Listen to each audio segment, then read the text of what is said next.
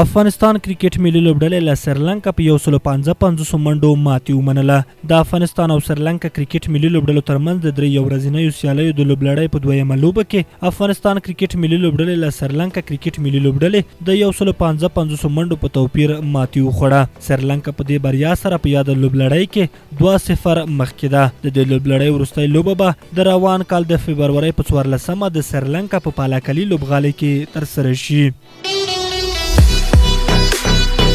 استرالیا د 19 کلنو کرکټ نړیوال جام اتلولي وګټله. د 2024 19 کلنو کرکټ نړیوال جام په پایلوبه کې د استرالیا 19 کلنو کرکټ ملي لوبډلې هندوستان ته په 9 منډو ماتې ورکړه او د څلورم ځل لپاره یې د یادو سیالیو اتلولي په خپل نوم کړه.